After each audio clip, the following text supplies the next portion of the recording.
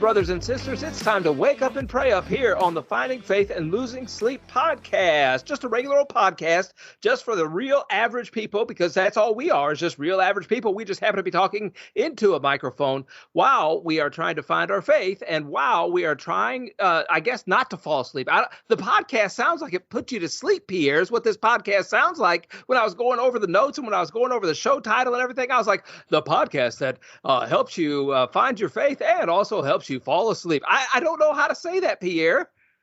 It's not fall asleep. It's lose sleep. So when you're up at night, you're up on your thoughts.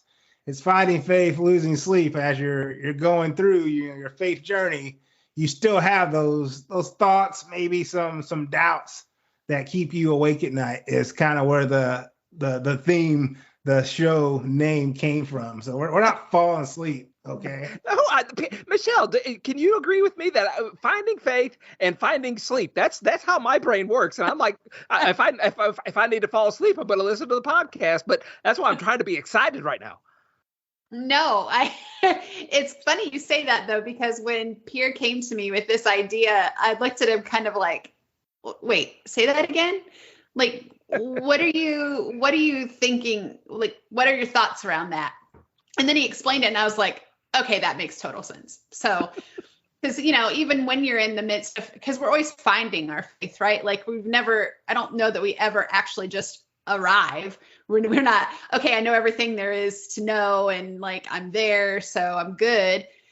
But in the midst of all of that, there are the things that, like my own personal cancer battle and, just all kinds of things that, when I lay down at night, Pierre will be the first to tell you I probably annoy the heck out of him, because that's when my brain wants to process everything. So, he knows sometimes if I'm laying there looking at the ceiling, he better go to sleep quick. So I do. I like trying to force close my eyes. But speaking of, so her oncologist nailed it. Like we had a recent treatment. He knew exactly. We gave him the title. He's like, oh, because of this. I'm like, yes, he nailed it. So thank you, doctor, for knowing what the title meant. Well, I'm not on a doctor level. I'm a couple of credits shy of my doctorate degree, whatever that's called, an MD.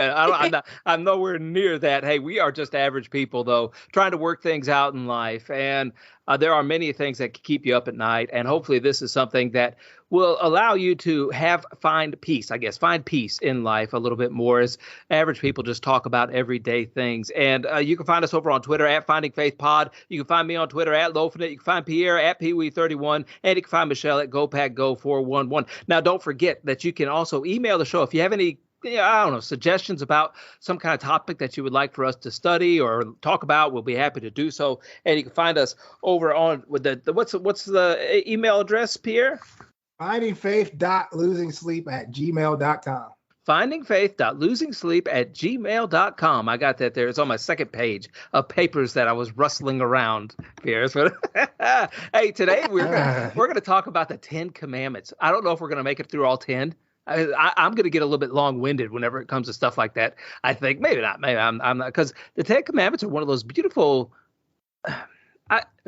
People look at God's rules like the rules, right? And they're laws, and you better not break the laws. Like you're going to fear dad because dad's going to punish you. Look, I make up rules. I make up laws. I make up regulations for my daughters, for my family, and myself as well, so I don't get hurt. And I think that that's what the 10 Commandments basically are rules not only to protect God's children, but also to protect children from children. It's about loving God, and it's about loving others, I believe, is how you can kind of summarize the 10 Commandments, Pierre and Michelle. I don't know if you guys agree with me on that or not.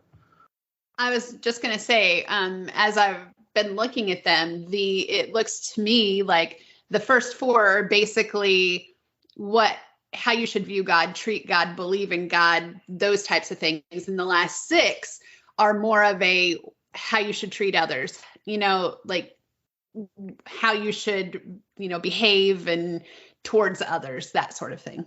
Well, I also think, so you often hear critics kind of talk about all the rules in the Bible.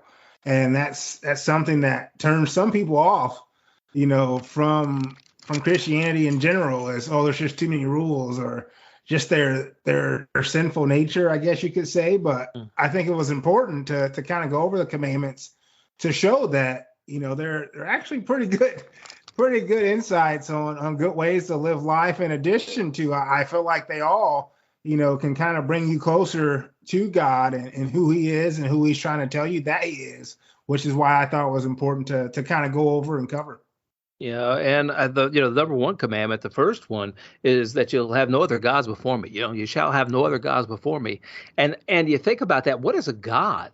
There's little g's, big G's, I guess. Whenever you think about gods, and back in that time, they had more physical idols, things that they identified as an idol. Like if they saw a statue, they're like, oh, that's the idol for the sun. That's an idol to Saturn. That's an idol to whoever, whatever. But we don't see those kind of necessarily idols today. But I think that there's a lot of different idols that can get in between us and God when we think about really what an idol is. And that is just something that gets between us and God. Maybe it gets in between us and reading our Bible, or maybe between us and saying our prayers, between us and doing good works, between us and going to church, or something of that nature. Whatever gets between us and God, really, I think, is the definition of an idol. Right. Yeah, I think the first one. So I know the idol's kind of its own separate commitment, I feel, but the first one is just, to me, it's God first. Love God more than anything else. And I feel like that's so important, even more so today. And I know we've talked about, putting God first at church in our life groups. And I think that in families, that can be missing. And if God first is missing, then you can start to see things spiral out of control. Even in our own lives, if I put myself first, if I'm selfish and some of my own wants and needs, if we put our daughter first, even in our family at times, a lot of our disagreements, our arguments, come from those type of situations where if we are praying about things together, if we're putting God's perspective on things, life just seems to be a little smoother versus when we're not putting him first, if that makes sense. Mm-hmm. It does. I think honestly, it's because when you do put other things first, for instance, recently, work, unfortunately, has come first for me. And I love my job. I love the company that I work for. And but it shouldn't come first, right? So it creates tension. And, when I'm working so many hours, and I've transitioned to working from home, so there's always a good time to start. Doesn't really seem to be a good time to stop. And I'm not a good stop in the middle of something person. So it ends up, taking over. And it's not an intentional thing by any stretch of the imagination, but it's taking away from the time that I could be focused on God, my family, doing good things, all of those things that we just talked about. Yeah, and God's commandments are for us to go out and do other things as well, and that carrying out his commandments. But I think that, like you said, it's when it distracts us, it keeps us away from doing, from worshiping him, I guess, or from putting him first and prioritizing him. And it also could work, or whatever it is that we may look at as being something that gets in between us. It may try to compromise our values as well. And I think that is something that he's talking about here whenever he says that, whenever he says, don't let any other gods come between me and you. I think it's compromising the values and then forcing us to some degree to have to make a decision. Well, do I want to break God's commandment, or do I want to please whoever this is? And sometimes we can find ourselves in that kind of sticky situation. And me personally, I always think, well, I don't want to get slapped on the head by God. He may take something in a lightning bolt and throw it at me or not. So I'm just going to go ahead and obey whatever it is that he wants me to do. And so I'm going to put him first in that situation. Yeah, I think that's the way it should be. And I know we've talked about almost like a pyramid where, you look at the top, God's first, up next should be your spouse, and then your kids come in third, and then some of your other items like your extended family, your job, etc. And I just feel like that should probably be the foundation. And I think even look at the divorce rate. Obviously, it's pretty high in the United States in general. But you think about some of the causes for that and how it really could be limited if folks went and used, God first, then their spouse. Because oftentimes it's whether it be attention that you feel like you're not getting, like I said earlier, whether you're arguing over the kids, sooner or later, you hope your kids are on their own 2 feet.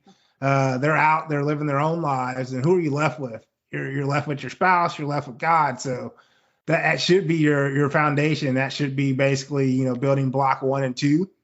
And I feel like if you do use that structure, then you're going to be better off in your lives and your family because of where you're turning, what your core value is, and you're not going to get lost in some of the things that the world and the culture is trying to get you tied up in. No, definitely. I think about that culture and that world, and Jesus had some of these same issues. I think whenever he was walking around like he did and teaching in different various places, people would put him to the test, and they would ask him, try to trip him up, because first of all, he was a very wise man, one of the wisest in the world, if not the wisest that ever walked this world. And they would try to trick him up, I think maybe to make him sound hypocritical maybe at time, or to see if they can confuse him, to make sure he was sticking with the same story that they heard before, whatever it was. They were putting him to the test is what the Bible says.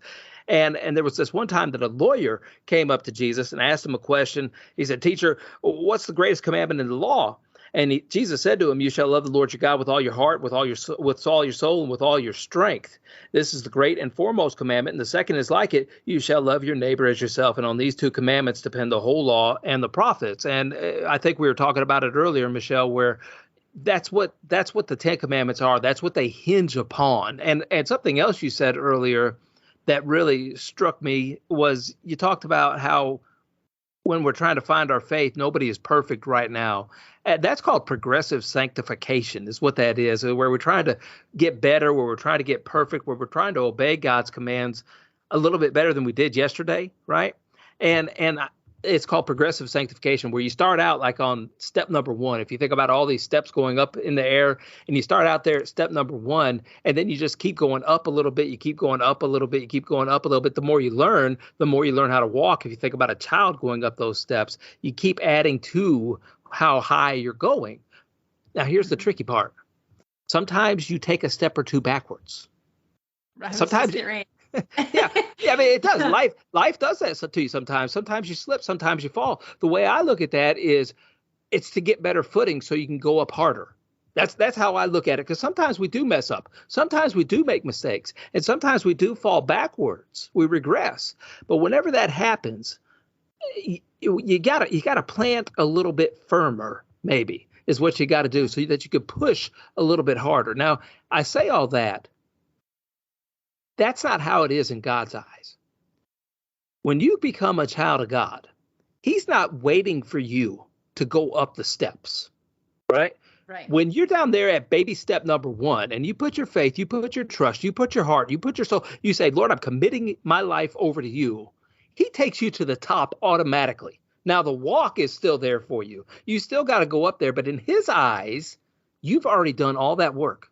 You've already done it all. It doesn't mean we stop working, but it means that he has saved us by grace through faith, not because of works. So none of us can boast, but he does it by his own accord through the sacrifice of Jesus. Mm-hmm. Absolutely. And I mean, we're human at the end of the day. And, that's why he came to this world, is we couldn't do what he could do. And we got to keep that in mind when we do have stumbles. Obviously, you want to learn from your mistakes. You want to grow, especially if you have knowledge of the right and wrong.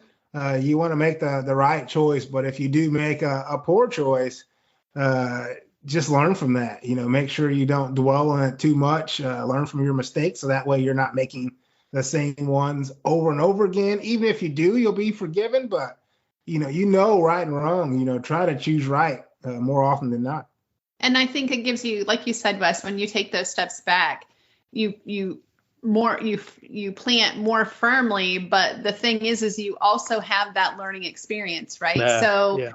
You can appreciate things more. You can see where you went wrong. And I think back when I think of that, there's one thing in particular that I kind of go back to often.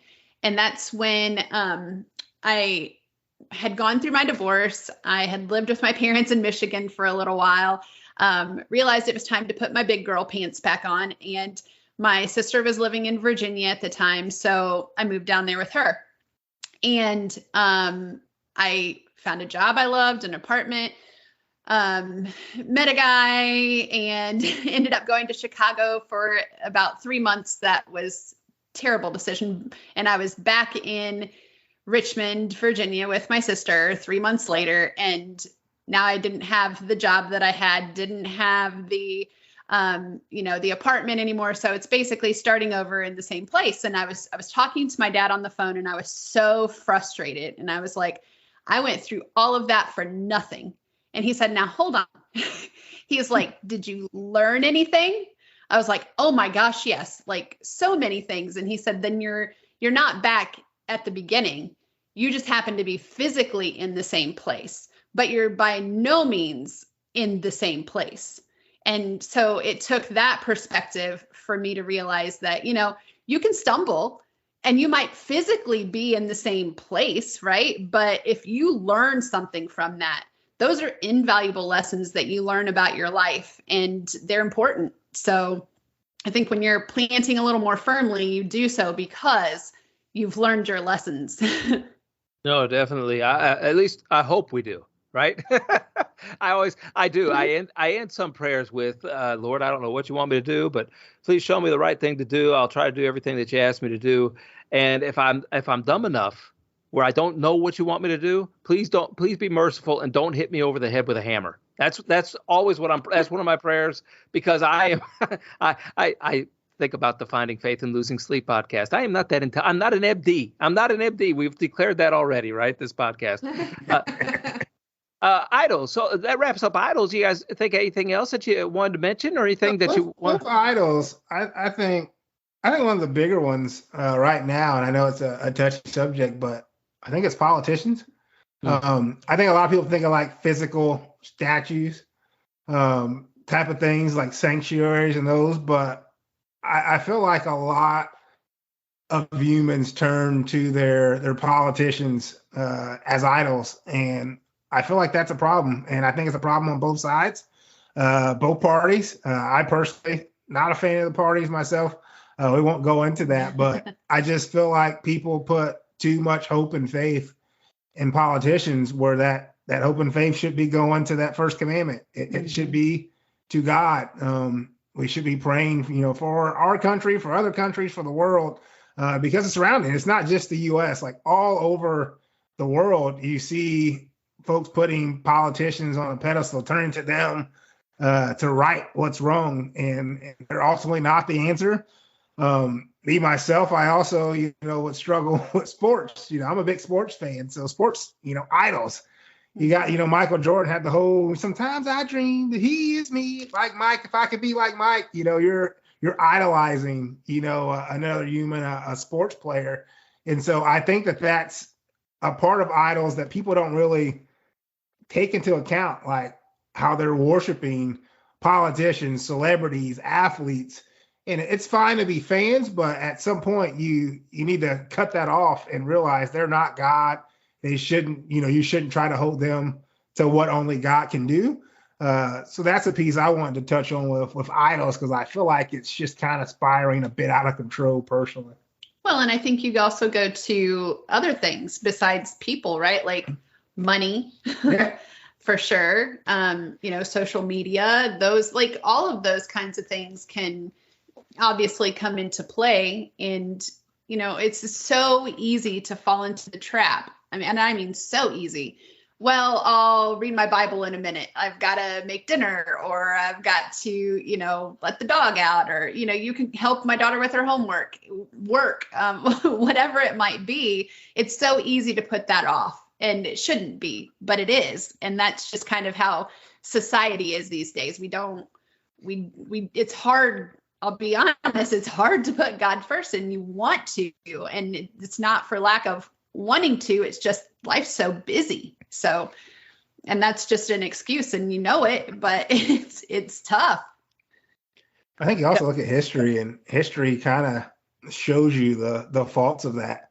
Like you can go all the way back to, the Pharisees and all of them, and just them kind of being idolized by the public some. And even when you look at the decision on whether to basically crucify Jesus or crucify the actual criminal, it was, the crowd was so easily swayed by who they felt were their actual on earth idols, that they sent Jesus to the cross and freed the criminal. And so that's what folks have to, I'm not gonna say folks, that's what we all kind of just have to be cognizant of, is just to make sure that we're keeping our eyes on the prize, and we don't, start to worship and idolize people on earth, things on earth that have no value at all at the end of the day.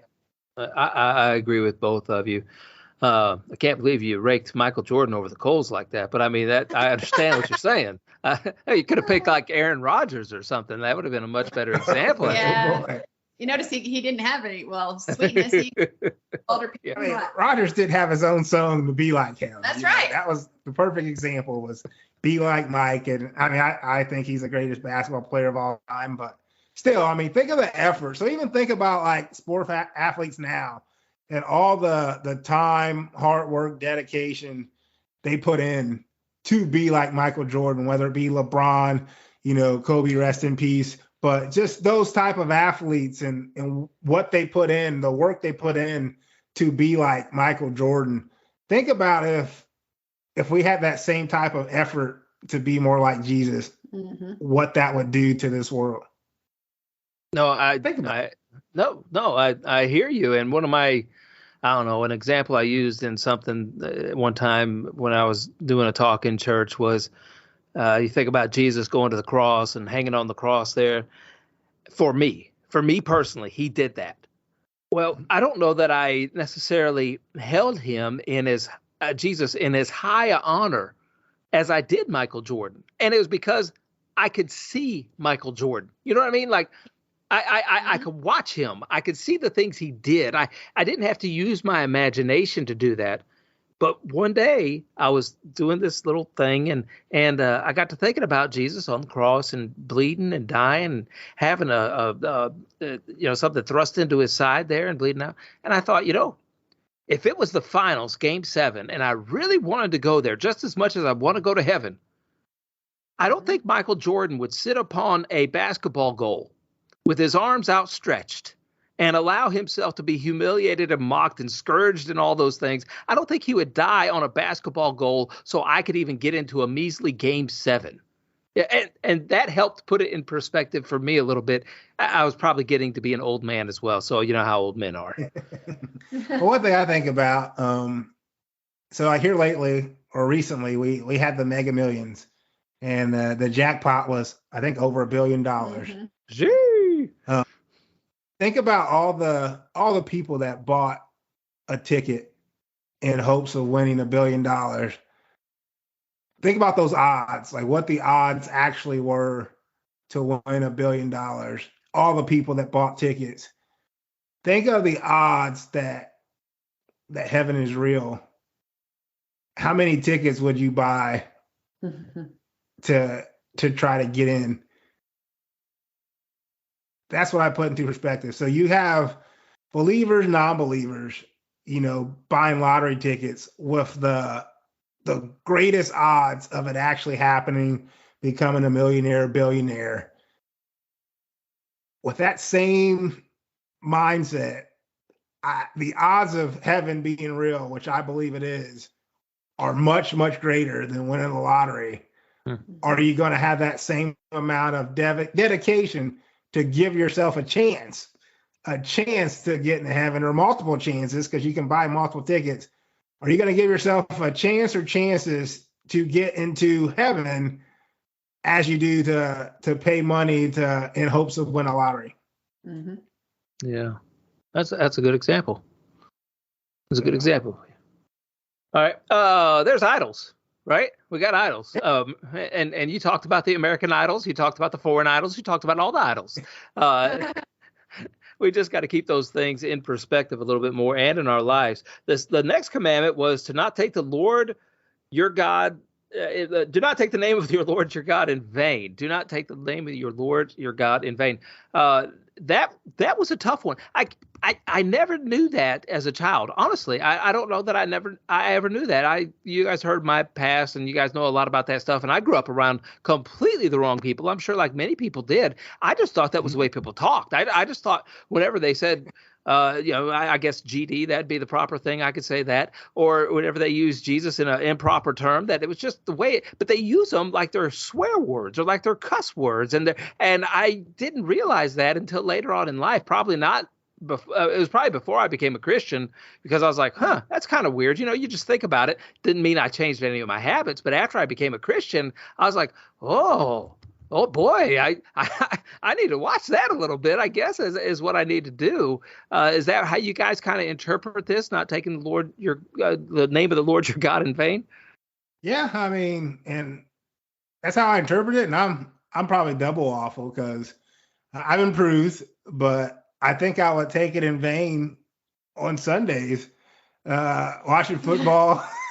I'm yelling the GD at a play, at a referee, at an official. So as I kind of dove into what it actually meant, like you stated, to say the Lord's name in vain, I really had to become more cognizant, aware of those situations.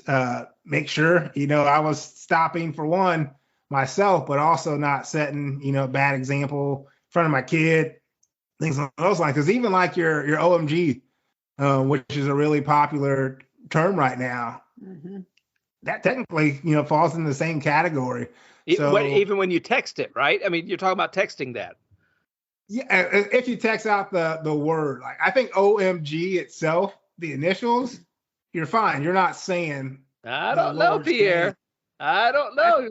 It's my interpretation. Whereas if you actually say the phrase, then it's different, because it could be goodness as well. Or gosh. And so the interpretation's still left there if you go OMG. Mm-hmm. It's true. Whereas if you actually say God, then that's when I feel like it kind of crosses the line personally.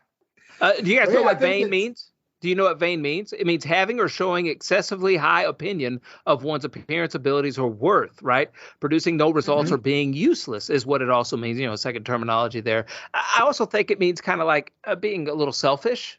You know what I mean? Like just using it, just becoming it about me.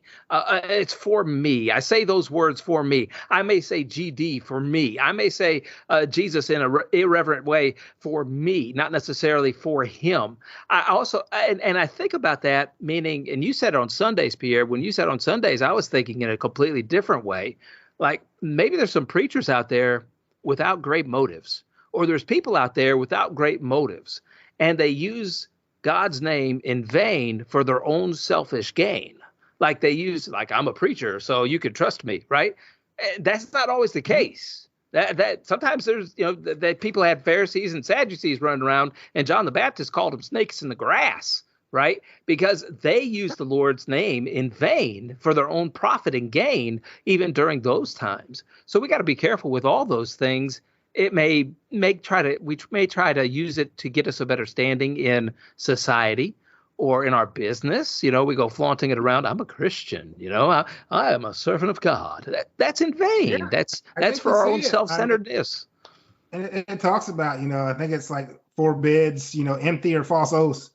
When it said, you shall not swear by my name falsely, and so profane the name of your God. I am the Lord. I want to say that was in Leviticus, but I mean, you see that, like, and that's even more frustrating now that I'm getting a little bit more knowledgeable, as you see folks using the Bible, for folks using God for their own gain. And I don't know, it's hard to watch, because I feel like it gives Christianity a bad name at times. I think there's a lot of context that gets lost with Christianity. I think there's false Christians that claim to be Christians that aren't, but that's just kind of part of it. And so you can't use the Lord's name for your own gain, when it comes to that. And so you're absolutely right.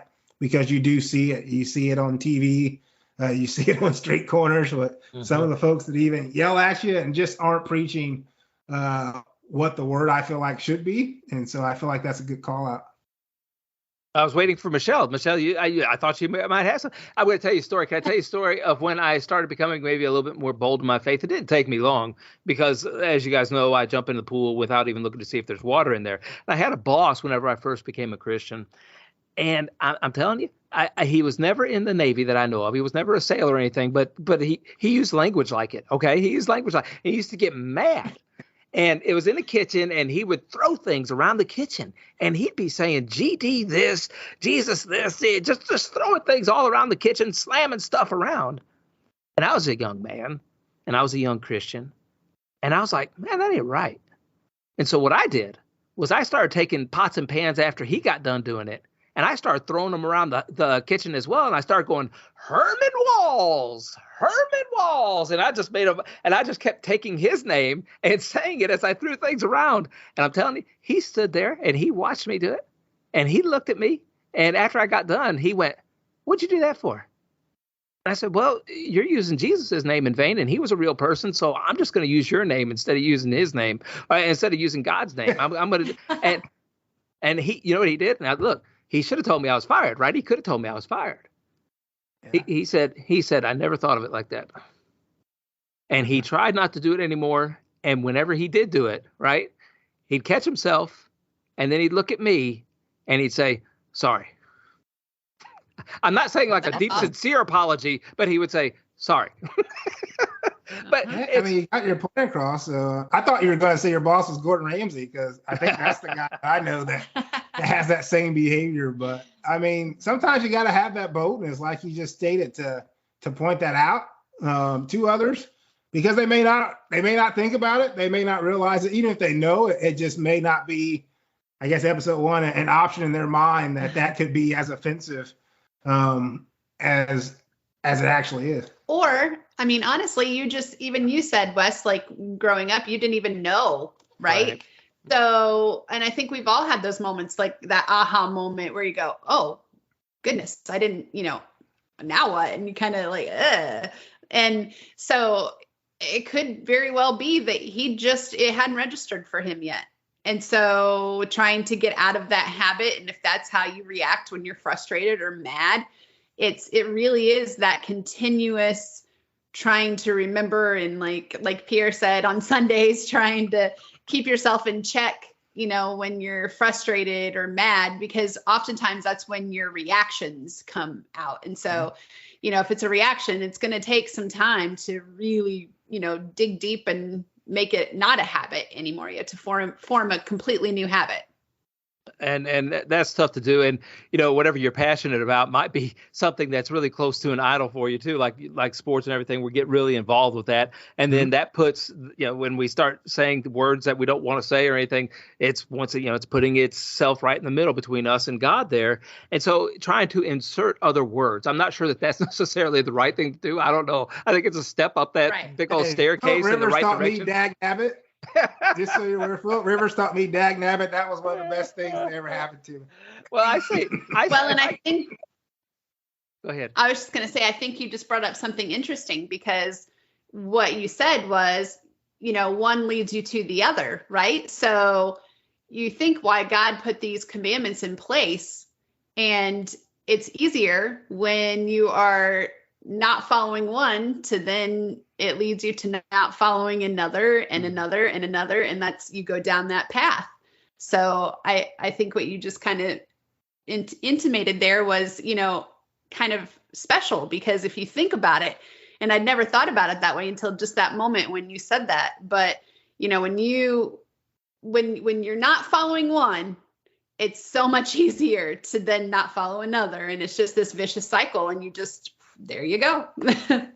And you talk about what Philip Rivers says there. I used to say dadgum.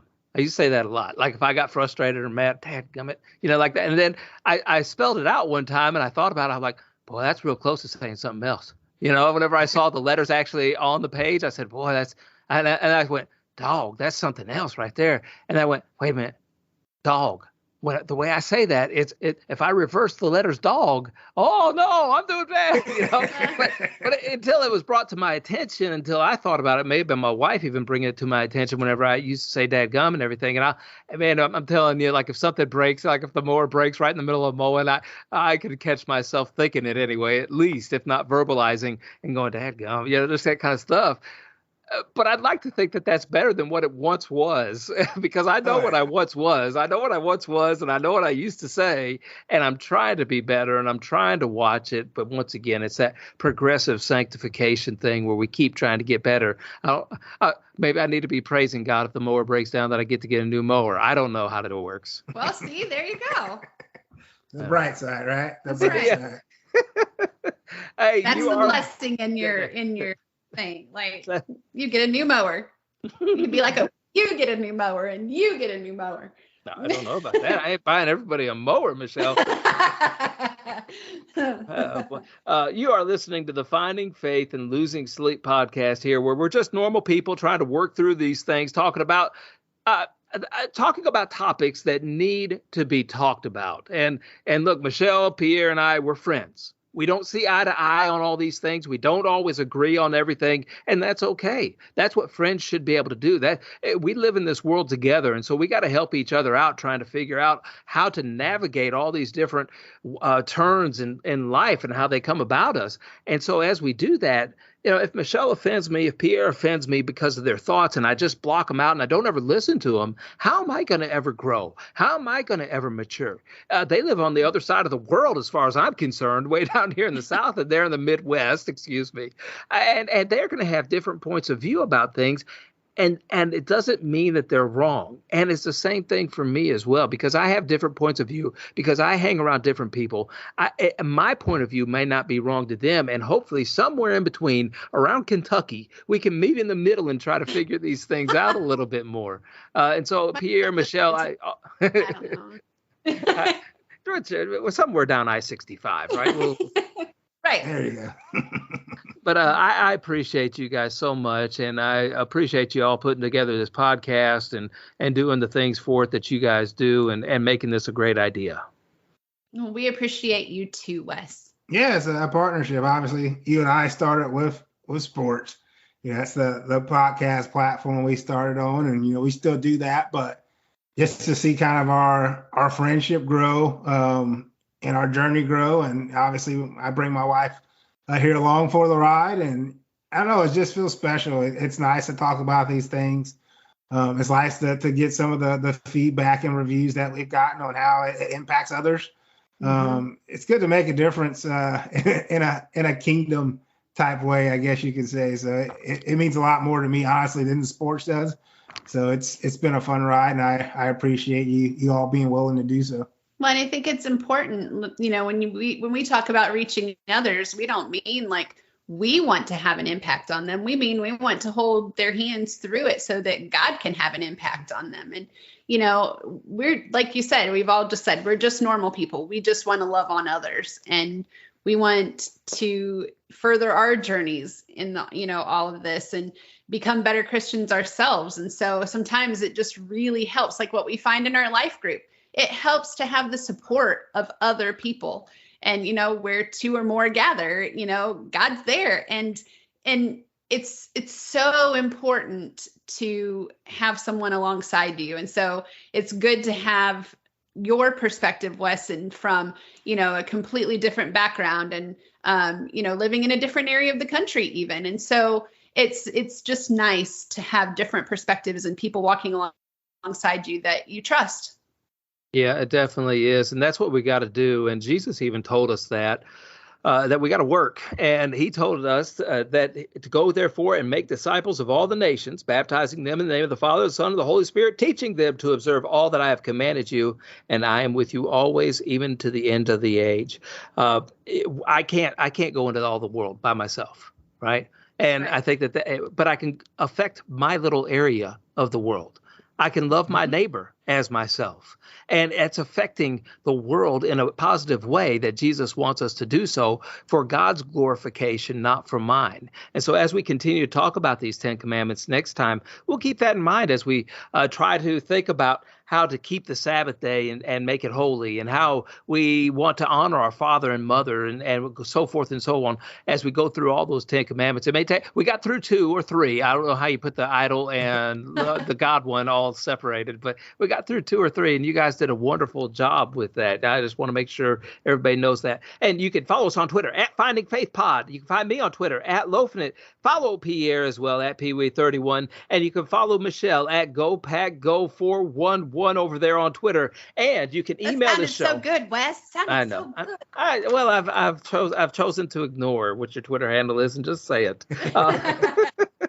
No, I do want to touch on, because you mentioned, just kind of your surroundings, and our pastors actually talk about this here in recent weeks, that you got to have an impact on your sphere of influence. Like you can't necessarily worry about the whole world, but there are certain people in your sphere of influence that you can connect to. And he ultimately says that you need to be a domino. And you think about when folks set up dominoes, how it takes each one to do its job. You're ultimately just responsible to be your one domino and to do your job, what your purpose is, to reach, to outreach, to touch, to knock down that domino that's within, your circle of influence there.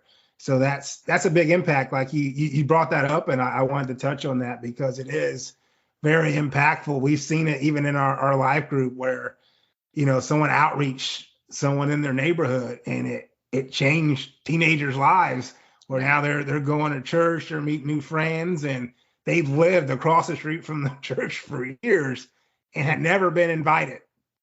2 churches on both sides, never been invited. It took someone within their circle of influence to simply be a domino to invite them, and now their whole lives are starting to change. Well, and you think, what happens if that domino is removed? Then, it stops. So it's very important. And, I was also reading when I was kind of looking up, things about the 10 Commandments and just, refreshing my own memory. And what I found interesting was there was a USA Today poll that said 60% of Americans cannot name 5 of the 10 commandments yet, and only 14% can accurately name all 10. Yet 78% of Americans are in favor of public displays of commandments. So it's a little ironic. And, when Pierre was talking about, wanting to do this segment on the 10 commandments, I questioned him a little bit. And when I looked that up, I thought, I get it. It's important. Because I said, aren't they straightforward? What do we need to talk about? Like, they're pretty straightforward. Like, each person, no matter what's going to have interpretation, but I mean, they are what they are. And when I looked that up, I thought, okay, I get it. I get it now. It's important, because it also said 74% of Americans can name all 3 Stooges, or 25% can name all 7 ingredients on a McDonald's Big Mac. So, it's probably pretty important for us to do this. So. Well, and we could do the Big Mac because it was put together to a song. And I think we can't do the 10 Commandments because maybe we didn't learn it as a song as a kid. I got a song for you next time. I'll do the song next time if you guys want me to. And no, please don't tell me no, Pierre, because I got a song. But I want to know ask me the question if you know the answer. Well, he sang today. He sang the little ditty for Michael Jordan. Oh, that's right. He did. So I get to sing next time. Yes, he did, Wes.